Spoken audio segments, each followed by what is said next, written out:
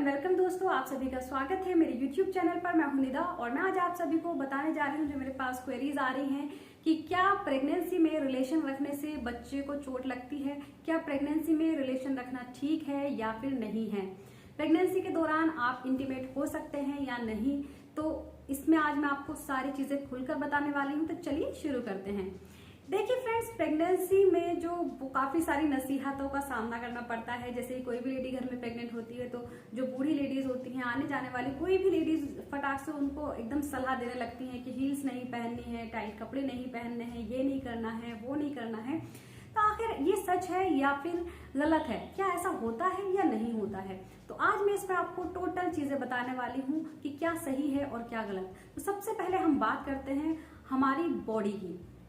क्या होता है, देखिए हमारी बॉडी है वो जो है वो छोटी छोटी सेल्स से मिलकर बनी होती है और सेल्स से मिलकर जब हमारी बॉडी फिर उसके बाद ऑर्गन बनाते हैं। तो क्या आप जानते हैं शरीर में सबसे छोटा सेल कौन सा होता है? तो शरीर में सबसे छोटा सेल जो होता है वो होता है स्पर्म।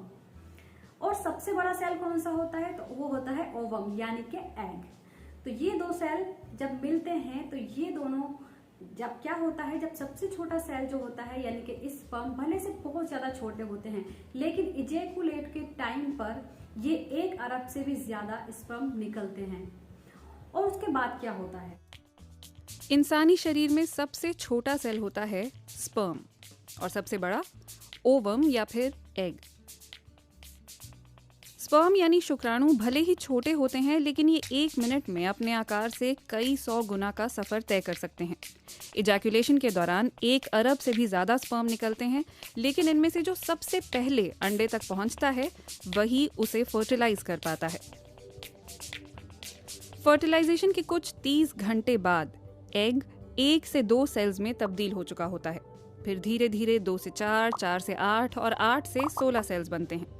इसमें 3 दिन लगते हैं और ये सिलसिला तब तक चलता रहता है जब तक ये फर्टिलाइज्ड एग यूटेरस की लाइनिंग पर जाकर नहीं लग जाता।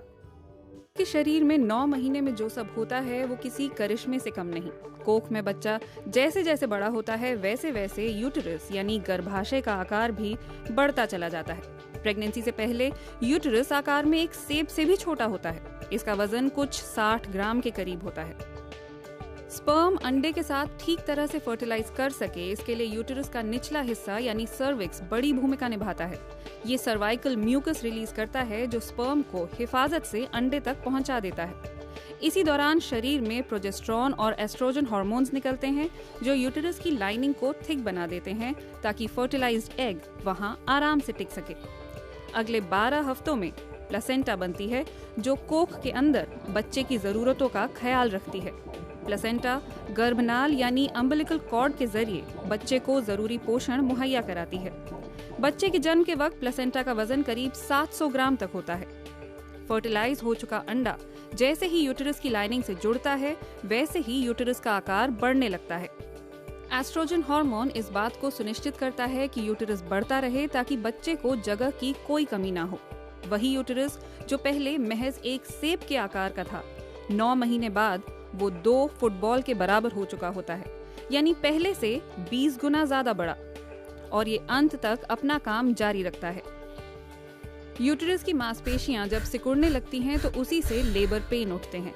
इसे कॉन्ट्रैक्शन कहा जाता है और इस कॉन्ट्रैक्शन के कारण ही बच्चा आराम से बाहर आ पाता है। जन्म के बाद यूटेरस को अपने असली आकार तक लौटने में 6 हफ्ते तक का वक्त लगता है। ये हर दिन 1 सेंटीमीटर तक। प्रेगनेंसी के पहले 12 हफ्ते सबसे अहम होते हैं। जैसा कि आपने कुछ देर पहले भी देखा, इस दौरान सेल्स मल्टीप्लाई कर रहे होते हैं। अभी इन्होंने बच्चे का आकार नहीं लिया होता है और 80% मिसकैरेज इन पहले 3 महीनों में ही होते हैं।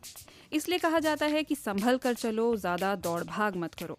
पहले ट्राइमेस्टर में हार्मोन्स के ऊपर नीचे होने के कारण कई महिलाओं को बहुत थकान महसूस होती है, बहुत नींद आती है। अगर आपके साथ भी ऐसा है तो बेशक सोइए, अपने शरीर की सुनिए, आराम कीजिए। लेकिन अगर आप फिट महसूस कर रही हैं तो सिर्फ दूसरों के कहने के कारण चलना फिरना बंद मत कीजिए। दूसरा ट्राइमेस्टर यानी चौथे से छठा महीना सबसे आसान माना जाता है।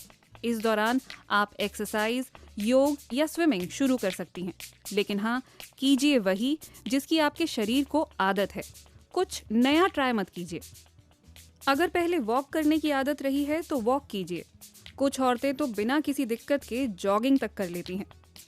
वैसे प्रेगनेंसी में स्विमिंग करने की सलाह बहुत दी जाती है, क्योंकि पानी के अंदर शरीर पर ग्रेविटी का असर कम होता है, इसलिए थकान भी कम होती है।